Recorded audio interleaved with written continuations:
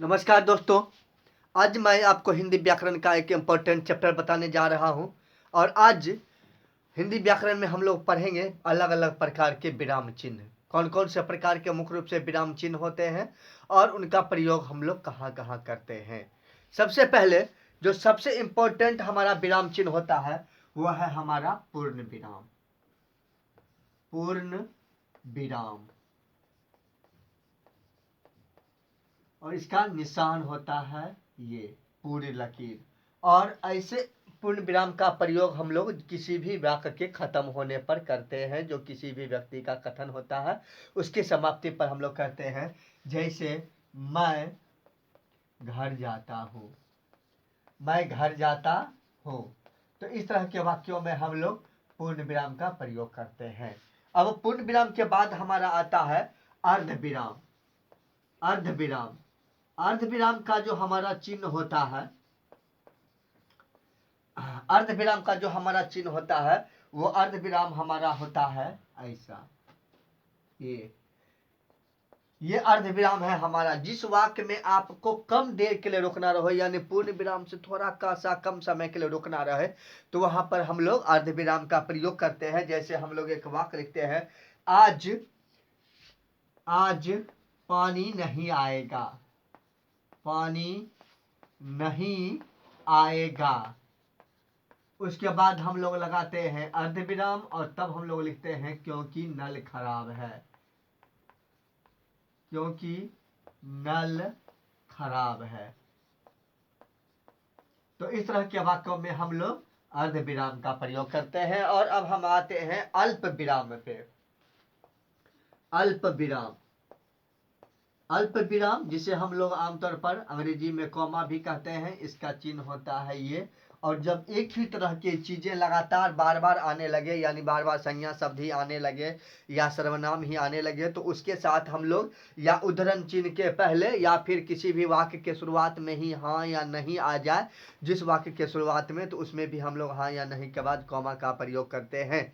जैसे हम लोग एक वाक्य लेते हैं कि राम मोहन सोहन और रवि पढ़ते हैं। तो इस तरह के वाक्यों में लगातार संज्ञा शब्द आ रहे हैं, तो वहां भी हम लोग करेंगे तो आपको अल्प विराम का प्रयोग। या फिर हम लोग ऐसा भी जब वाक्य के शुरुआत में हाँ या नहीं आ जाएगा, जैसे हाँ मैं ईमानदार हूँ, हाँ मैं ईमानदार हूँ। तो इस तरह के वाक्यों में भी हम लोग अल्प विराम का प्रयोग करते हैं।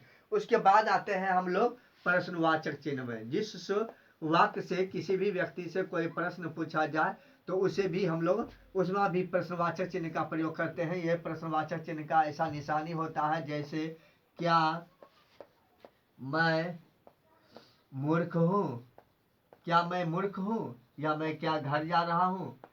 इस तरह के वाक्यों में आप लोग प्रश्नवाचक चिन्ह का प्रयोग करेंगे। उसके बाद हम लोग आते हैं विस्मयादि बोधक चिन्ह। विस्मयादि बोधक जो चिन्ह होता है, यानी जिस वाक्य से अपार हर्ष, शोक, दुख, आश्चर्य का बोध हो, वहां पर हम लोग विस्मयादि बोधक चिन्ह का प्रयोग करते हैं। विस्मयादि बोधक जो चिन्ह होता है वो हमारा इस प्रकार का होता है, क्या वह मर गया। इस तरह का वाक्य जैसे हम लोग बनते हैं तो वहां पर हम लोग विस्मयादि बोधक चिन्हों का प्रयोग करते हैं। या फिर वाह कितना सुंदर फूल है, वाह कितना बुद्धिमान लड़का है। इस तरह के वाक्यों में भी हम लोग विस्मयादि बोधक चिन्ह का प्रयोग करते हैं। उसके बाद हम लोग आते हैं उद्धरण चिन्ह। उद्धरण चिन्ह किसे कहेंगे? तो उद्धरण चिन्ह जो होता है, जब किसी भी व्यक्ति के वक्ता के कहे हुए कथन को ठीक उसी के शब्दों में हम लोग कहते हैं, तो उसके कहे हुए वाक्यों को हम लोग बातों को उद्धरण चिन्ह में रखते हैं। जैसे राम ने कहा,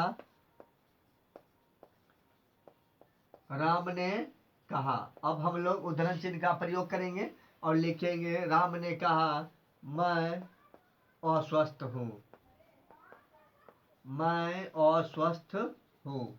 तो इसके कहे हुए बात को ठीक उसी शब्दों में कहेंगे तो उसे हम लोग उद्धरण चिन्ह में रखते हैं। उसके बाद हम लोग आते हैं योजक चिन्ह। योजक चिन्ह। योजक जो चिन्ह होता है हमारा, वो योजक चिन्ह इस प्रकार का होता है, ऐसा योजक चिन्ह होता है। और योजक चिन्ह का प्रयोग हम लोग वहां पर कहते हैं जब किसी भी व्यक्ति के कहे हुए बात को, उसकी युक्ति को, उसकी कहावत को ठीक उसी के शब्दों में कहे तो वहां पर हम लोग उद्धरण चिन्ह का प्रयोग कहते हैं। जैसे शास्त्री जी ने कहा, शास्त्री जी ने कहा, शास्त्री जी ने कहा, नहीं ये गलत हो रहा है। योजक चिन्ह का प्रयोग, हाँ ये होगा सुख दुख, सुख दुख, सुख दुख, सुख दुख तो आते जाते रहते हैं, सुख दुख तो आते जाते रहते हैं। इस तरह के शब्दों में हम लोग जो शब्द लगातार प्रायः एक साथ आते हैं उनमें हम लोग योजक चिन्ह का प्रयोग करते हैं। और जैसे इसी तरह से हम लोग और भी दूसरी चीजें कह सकते हैं। ये हमारा अब आता है हमला कोष्ठक चिन्ह, कोष्ठक चिन्ह, कोष्ठक चिन्ह। तो कोष्ठक चिन्ह हमारे दो प्रकार के होते हैं, एक कोष्ठक इस प्रकार के भी होते हैं और एक कोष्ठक इस प्रकार के भी होते हैं। तो हमारा एक जैसे है हमारा वाक्य कि वचन दो प्रकार के होते हैं, वचन दो प्रकार के होते हैं,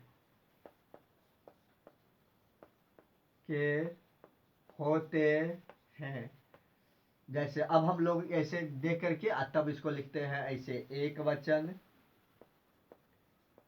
एक नंबर क दे करके लिख देते हैं एक वचन और फिर ख दे करके लिख देते हैं बहुवचन, ऐसे दे देते हैं हम लोग, एक वचन और बहुवचन लिख देते हैं।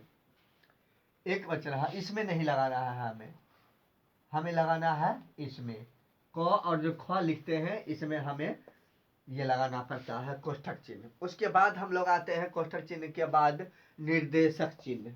एक हमारा निर्देशक चिन्ह भी होता है, जिस चिन्ह के द्वारा हम लोग या जिस वाक्य में किसी व्यक्ति को किसी भी प्रकार का निर्देश दिया जाता है तो उसमें हम लोग जो है सो निर्देशक चिन्ह का प्रयोग करते हैं। और निर्देशक चिन्ह जो होता है वह योजक चिन्ह से थोड़ा सा बड़ा होता है। और इसका प्रयोग हम लोग वहां पर कहते हैं जब भी किसी की व्यक्ति के कहे हुए कथन को या संवाद को ठीक उसी के शब्दों में कहेंगे तो वहां पर हम लोग निर्देशक चिन्ह का प्रयोग करते हैं। जैसे राहुल कहता है, राहुल लिख करके और उसके बाद हम लोग ये निर्देशक चिन्ह दे देते हैं और तब लिखते हैं, क्या मैं भी तुम्हारे साथ चलूं,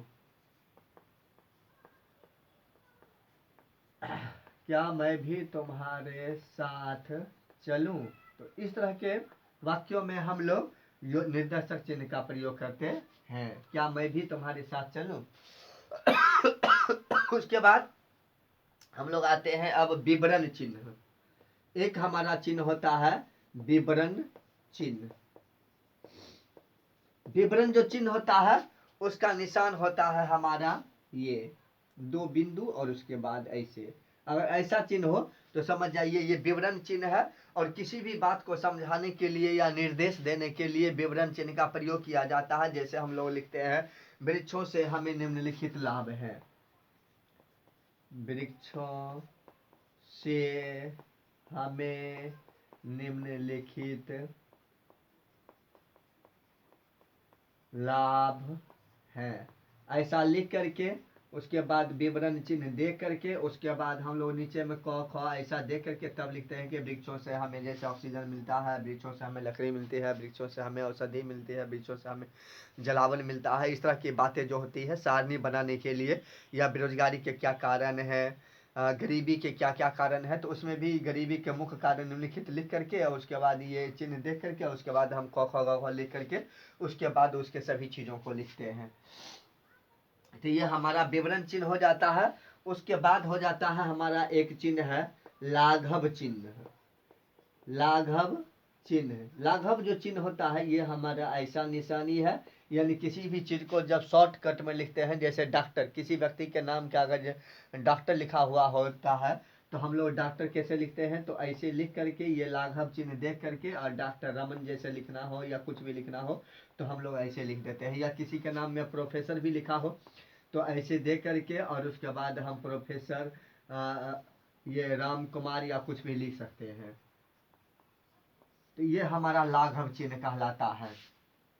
उसके बाद एक चिन्ह आता है हमारा, जिसको हम लोग जैसे कुछ भी वाक्य लिखने में अगर कुछ छूट जाए तो उस जगह पर अगर कुछ चीज जोड़ना हो तो ऊपर में हम लोग एक चिन्ह दे देते हैं, जिसको हम लोग त्रुटि पूरक चिन्ह कहते हैं। त्रुटि पूरक चिन्ह,